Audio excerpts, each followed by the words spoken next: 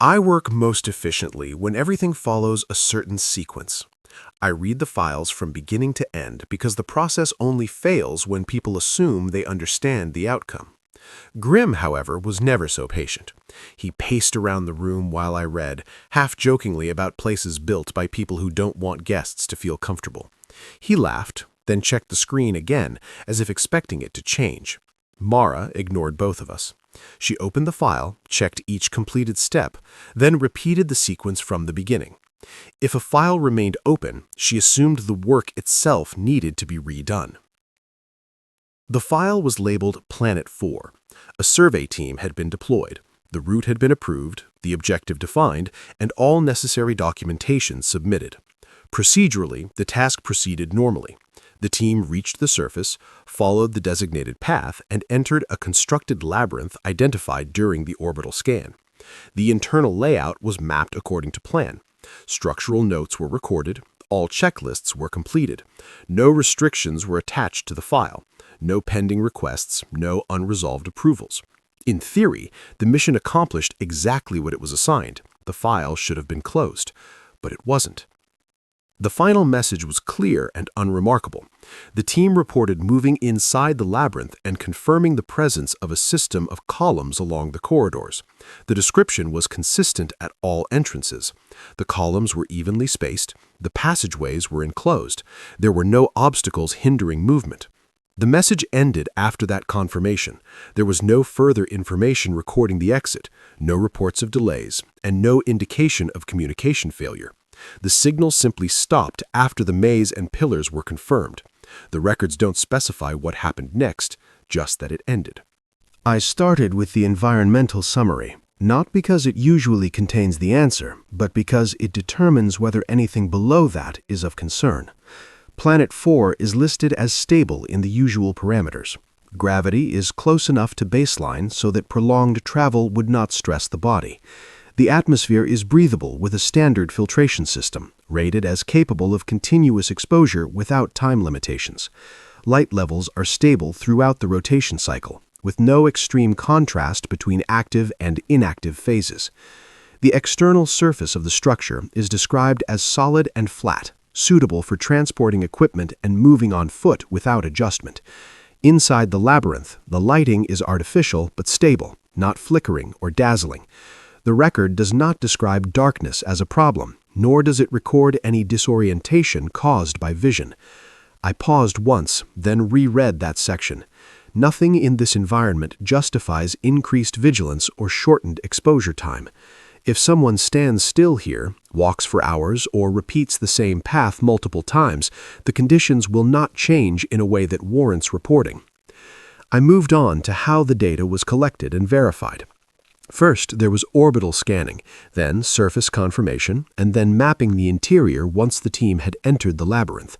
Each phase was documented separately, with timestamps synchronized across the systems. The labyrinth itself was described as completely enclosed, with a solid roof preventing observation from the outside once inside. Drones were deployed at the entrance and along the initial corridors, but the signal was lost shortly after entry, presumably due to structural interference rather than malfunction. That limitation was noted, acknowledged, and accepted. From that point onward, data collection relied on direct observation and manual recording. Measurements were repeated, distances were cross-checked, structural features were confirmed by more than one team member. The column system appeared in every internal report, described in the same language and location. No discrepancies were noted, no figures contradicted each other. Records show a consistent effort to confirm what was seen, not to interpret it. Everything recorded matched what the team expected to find based on previous scans. The survey was brief but thorough. The team previously followed the approved route, entered the labyrinth, and began internal verification. Their progress inside was steady. They were not in a hurry, nor did they linger longer than expected at any checkpoint. The final information was sent after they confirmed both the labyrinth layout and the internal column system. There were no signs that they were preparing to leave, but also no notes indicating difficulty or concern. Communication did not gradually deteriorate. There were no warning signs foreshadowing the loss of connection. One moment, the record showed a team operating inside the structure, reporting normally. The next moment, nothing. I reread that transition multiple times, looking for a change in tone or timing.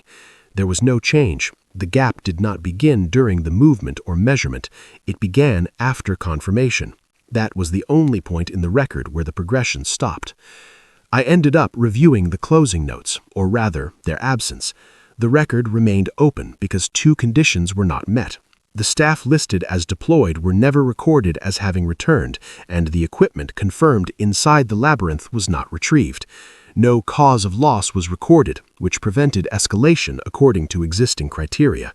At the same time, the lack of return information prevented closing the record. Everything that could be remotely verified has been verified. The environment is suitable. The data is consistent.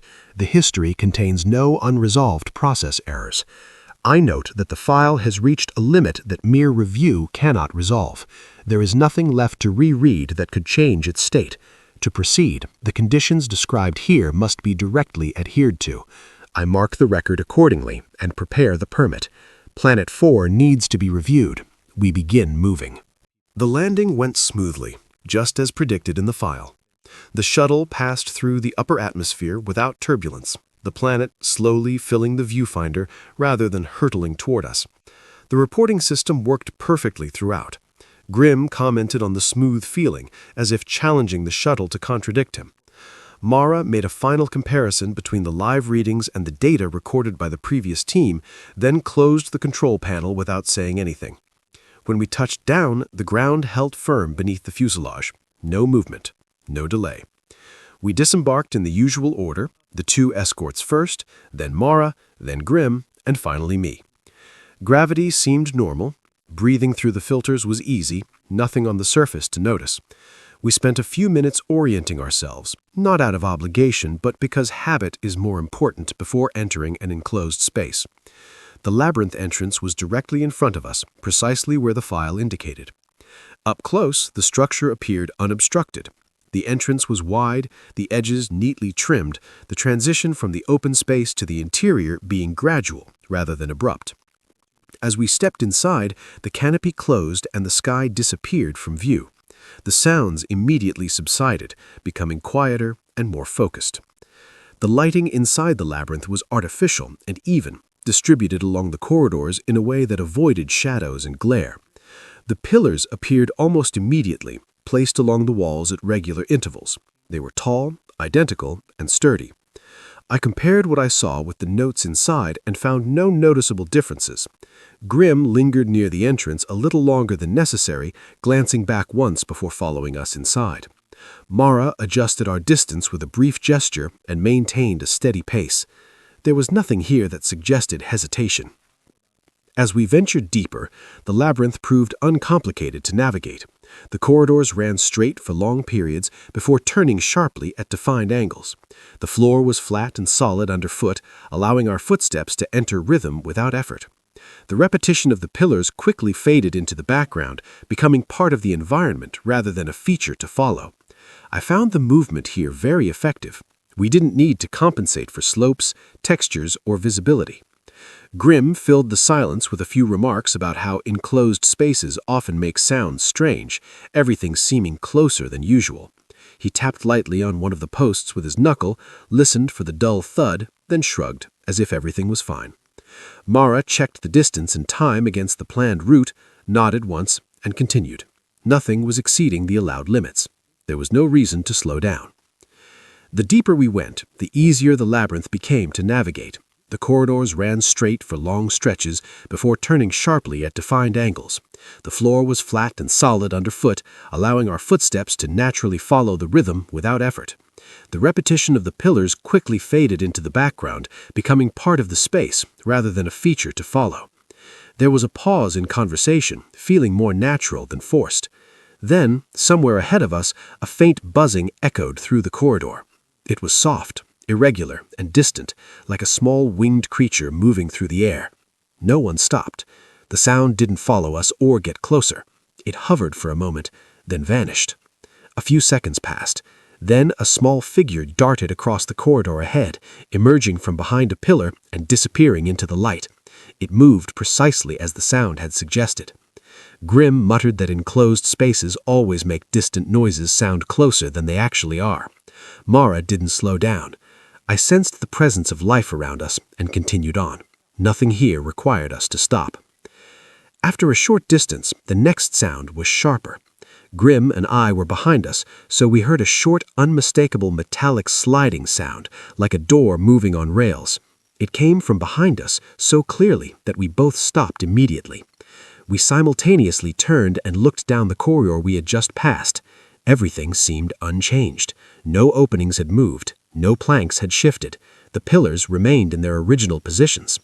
We waited longer than the first time, listening for a second sound, but there was none. Grim, being a coward, quickly turned and ran ahead. After about 2 seconds of seeing nothing, I turned and continued on my way. 3 seconds after we turned away, a section of the corridor behind us began to slide. The movement was slow, controlled, and almost silent. The door crossed a section of the corridor and closed. Neither of us saw it. Ahead, the path remained open and unchanged. From our position, there was no reason to believe that anything had happened. We continued deeper into the labyrinth, and nothing we had encountered so far required us to stop. As we continued, the corridor changed without warning. The walls thickened, the ceiling lowered, and the rhythm of the space became heavier, as if more mass had been crammed into every surface. The vast vertical walls looked solid, unmoving, and immovable. They were smooth, seamless, and perfectly aligned, more like load-bearing elements than doorways. We slowed down slightly, not because anyone felt threatened, but because the space demanded it. Footsteps sounded deeper. The air seemed denser, though the instruments showed nothing unusual. Grim stopped speaking entirely. Mara tightened the formation and kept us in the middle of the corridor. I simply perceived the walls as part of a labyrinth design, another variation in architecture, nothing more, nothing less. No vibrations, no warnings, no indication that anything in this corridor was likely to change. The path ahead was clear, straight, and wide open. Just as I finished my train of thought, a sound appeared. A low, metallic vibration spread through the corridor, heavy enough to be felt through the soles of our shoes. We all stopped and turned around at once. Behind us, one of the sections of the wall was moving. It was slowly descending from above, slow and steady, its mass evident in the way the sound filled the space. The movement looked controlled, purposeful, almost calm. The escort at the back of the formation reacted instantly and ran toward it. His movements were neat, well-trained, automatic. He reached for a braking device as it moved, ready to brace or block the wall before it closed. From where we stood, nothing looked out of control. The wall was moving, but not quickly. Everything we saw told us there was still time. Before he could reach it, another vibration struck. Closer, stronger, directly above our heads between us and this man. The sound was identical, unmistakable. We all looked up at the same time.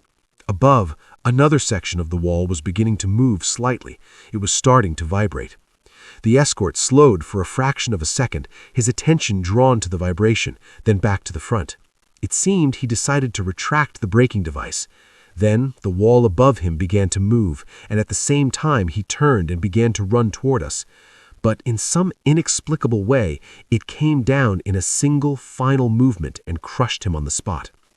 The wall pinned him to the floor, crushing his skull, shattering his ribcage, causing him to explode under the weight. Bones broke, flesh splattered everywhere. What remained was not a body, but shattered fragments clinging to the base of the wall. For a moment, none of us understood what we were seeing, for the scene before us defied logic. The wall had descended at a speed we could react to, not yet completely closing. The escort was dead. There was no space where he had stood, no form to pull out. In the moment he ran back, was it as if some hidden force had pulled him back? No, that couldn't be right. Or did he trip? No, that wasn't it either. He was like a man possessed, running to the descending door and being crushed without a sign of looking up or any sign of panic. Can you picture that scene? Grim let out a terrified groan and stood motionless. Mara recoiled from the center of the path with an expression of disbelief. I forced myself to bow my head and accept the inexplicable outcome. A wall collapsed. He was underneath. He was crushed beyond recognition. I acknowledged the loss as absolute. The vibrations subsided. The walls stabilized. The corridor fell silent. Before us, the labyrinth stretched on, unchanged, as if nothing significant had happened. We didn't turn back after the wall stopped moving. No one suggested it. The corridor behind us had proven capable of closing without warning, and standing still felt more like an invitation than a warning. We continued moving in silence, the distance between us wider than before, each of us now looking down at the ground rather than at the walls. A short distance ahead, the passageway opened into a fork, two corridors branching from the same point, both identical in width and height, both clean, evenly lit, with no visual reason to choose one over the other. Mara paused long enough to check our orientation. The discussion was brief and practical. We would go one way together first. If it led nowhere or became unsafe, we would turn back and try the other. No one argued, especially Grim. Voluntarily splitting up wasn't an option yet. We decided to follow the right corridor and move forward as a single unit, four of us sharing the same tension, the same unspoken awareness that the labyrinth's conditions had changed once before. Initially, the corridor seemed quite normal. The floor was smooth, seamless, indistinguishable from the sections we had already traversed. Mara led the way, Grim close behind. I carefully observed their every step, not because I feared danger from them, but because following closely was the only way to survive in a place where certainty was constantly vanishing. Grim's foot landed on a square on the floor that looked no different from the others. No sound marked it, no flash of light, no visible change. Then the ground beneath his feet began to sink, not violently, not fast enough to hurl him down immediately, just enough to be unmistakable. Mara reacted first, grabbing his arm and pulling him forward as the ground gave way under his weight. Grim stumbled, cursed, then ran, both hurtling toward the solid ground ahead. Behind them, the remaining escort and I did the opposite, instinctively backing away as the ground between us began to collapse. The movement was gentle, controlled, forcing us apart rather than causing chaos. The collapsing section continued to descend, the gap widening with each passing second. What had previously been a seamless plane now became an ever-growing void, stretching between us as Mara and Grim reached the stable ground on the other side. I slipped and fell backward, my shoes scraping against the unmoving section. The escort nearly fell beside me, but managed to regain his balance. The square where it all began had now completely collapsed, pulling down adjacent sections enough to create an absolute gap. The space between us was no longer something that could be crossed by a jump or a desperate attempt. It was wide, it was deep, it was the end. Mara and Grim stopped at their edge, gasping for breath, staring through the gap. We looked back, all four of us understanding the same thing. The corridor we had chosen together had made its decision. There was no point in trying to reverse it. We tested the edges reflexively, not hopefully, confirming what was already obvious. The gap was too wide, too steep. None of the ropes we carried could hold us. No tools could build a safe bridge. Voices echoed clearly throughout the space, firm enough to confirm that everyone was alive, shaken but unharmed. The labyrinth hadn't claimed another life. It didn't need to. It had simply rearranged the ground to the point where standing side by side was no longer possible. Reality quickly became apparent. Mara glanced over us, down the corridor where she and Grim were now walking. I glanced back at the fork in the road behind us, a second path we had never intended to take alone. There was no argument. We exchanged directions, pace, contingency plans in case we lost contact. The conversation was brief because there was nothing to negotiate. When finished, Mara nodded once. I returned the gesture. We turned our backs to each other and continued walking, forced to follow separate paths, not by choice, but by the silent certainty that the ground itself had decided where we were permitted to go next. We quickly reached the first obstacle, and for a moment it was almost familiar. The corridor narrowed until the scene unfolded. Ahead, 4 enormous metal blades swung back and forth along the passageway, each moving in a different rhythm and arranged in a staggered pattern. The movement was noisy, heavy. We stopped, watched, counted. The blades tore through the air, retreated, then returned. The gap was real. The danger was obvious. The escort went ahead, waiting for an opportunity, then ran. He bypassed the first blade, then the second. I followed, keeping pace with him, trusting what I saw. The third blade grazed my chest a few inches before sliding back. The fourth swung through and over. We passed safely, gasping for breath, but still alive. It worked because it made sense. For a brief moment, I allowed myself to believe that skill still mattered here. We advanced a few more meters. Initially, the corridor didn't change much, but then I noticed the pillars. They rose along the walls, densely packed together, the same structures we'd seen in areas where things weren't functioning properly anymore. I didn't comment on it. Neither did the guide. Ahead, a single laser barrier cut across the corridor, sweeping up and down in a steady, predictable motion. It looked simple. So simple it was almost insulting after what we'd just been through. The laser beam swept down, paused, then rose again. There was plenty of space to cross if timed correctly. The guide observed for a few cycles, nodded to himself, then stepped forward. He waited for the laser beam to rise, then began to run. I was right behind him. I saw the passage. I saw him cross it. I saw his back move forward unharmed. Until the sound hit. The impact was instantaneous and decisive. A sharp, wet, sizzling sound rang out, incongruous with what my eyes were still seeing. I heard the unmistakable sound of a body being cut in half. Then the image flashed before my eyes. The laser beam sliced through his body. His upper torso slumped forward to the other side, cleanly severed, his lower body falling back to where I was standing. Blood splattered onto the pillars and floor. I stopped abruptly, almost falling. There was no scream, no chance to react. Only a mutilated body remained where there had previously seemed to have been a clear path. I stood there, staring into the empty space where he had just stood, unable to reconcile what I had heard with what I had seen moments before. This wasn't panic. This wasn't an unfortunate coincidence. He had done exactly what we had just done with the blades, and it had killed him. I was stunned, losing my balance because of what had just happened before my eyes. After a few minutes of regaining my composure, I forced myself to move, my hands trembling, and pulled a piece of his body toward me. I didn't think, I just acted. I thrust it forward into the path of the laser beam. The moment before the laser beam struck that part of his body, I pulled the piece back. But this time, I heard that same sound, the same sound I'd heard before seeing the bodyguard collapse. I didn't see it pierce through, and the piece of body fell in two, hitting the floor. That's when I stopped believing what I was seeing. Doubt arose. Not an answer, but a direction. The pillars. I don't know how or why, but I knew this. If I moved when my eyes told me it was safe, I would suffer the same fate as the bodyguard. I kept using that piece of body to try again and again with the same result.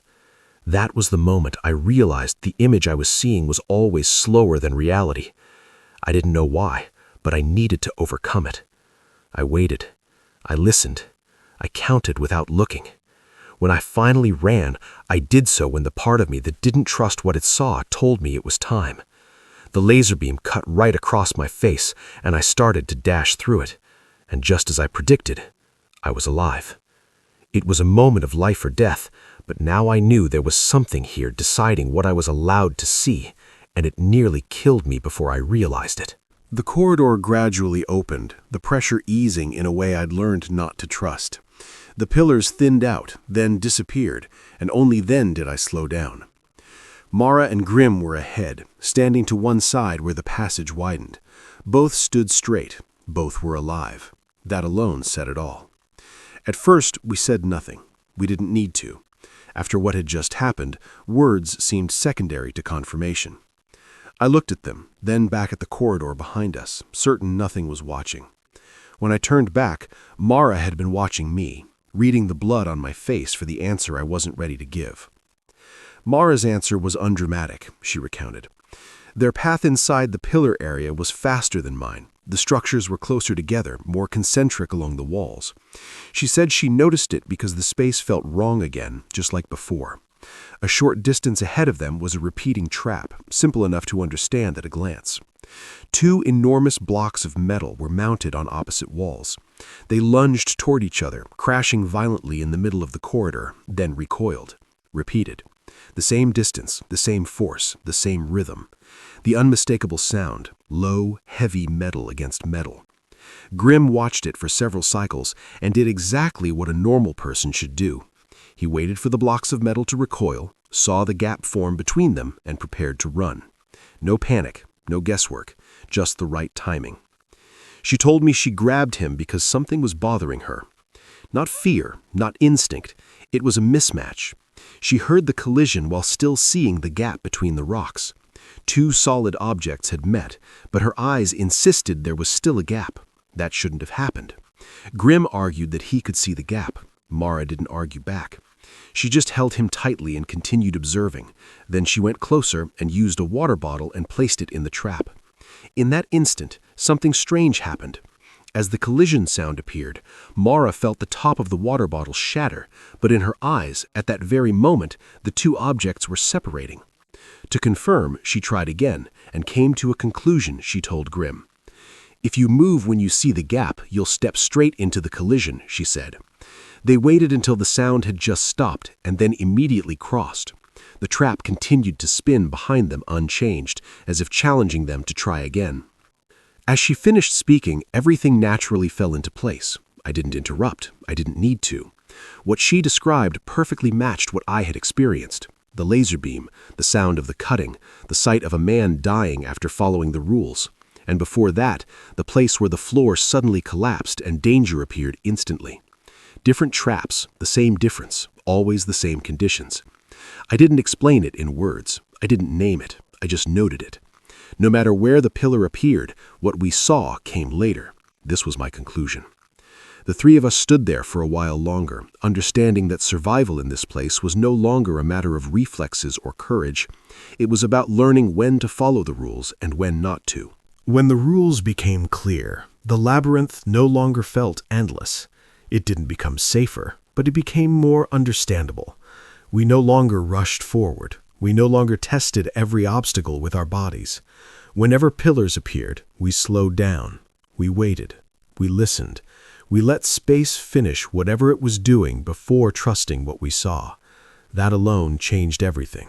Traps that should have killed us minutes earlier now seemed predictable, not harmless, just survivable. We moved through the rest without losing anyone else. I jotted down the conclusion as soon as we were safe enough to stop. Initially, the assumption was obvious and erroneous, that sound echoed, that time itself within the labyrinth was unstable. That theory didn't hold up when examined closely. Time operates consistently. The sound works consistently. The failure lies in the visual aspect, more precisely in how light works within the pillar field. The pillars are constant. Every fatal incident occurs in their presence. Every part without them functions normally. The pillars are not traps. They don't attack. They don't emit signals or trigger any mechanisms. They are architectural, passive. Each pillar is constructed from multi-layered crystalline material, arranged in such a way that light entering cannot travel in a straight line. Instead, it is bent, refracted, and travels a longer distance before exiting. Images arrive intact, sharp, reliable, but late. Sound, unaffected by the structure, arrives at the right time. The result is subtle and deadly. Vision lags slightly behind reality, making the correct reaction dangerous. That rule explains everything. The crushed escort runs toward the closed door. The laser beam cut before it appeared. The collision Mara heard while still seeing the gap between the 2 objects had met. Even the previous team's final report made sense under that lens. They saw the labyrinth clearly. They just didn't live long enough to realize they were always seeing the past. Back on the ship, I finalized the report. Planet 4 was never hostile in the way we expected. It imposed a condition and let human behavior do the rest. Reflection was suppressed. Hesitation was saved. The pillars didn't deceive us. They showed how dependent we are on vision without questioning it. I closed the file with a recommendation. No further expeditions should be undertaken without a full understanding of the visual delay effect within the pillar field. No further losses are needed to prove it. Planet 4 is now classified as well understood. If you've read this far, you know this isn't a story about monsters or weapons. It's about perception and how easily it can betray us when we trust it too much. If you enjoyed this Planet Report, don't forget to like the video, subscribe to the channel, and turn on notifications so you don't miss the next exploration. There are still many more planets out there, and not all of them want to be clearly observed.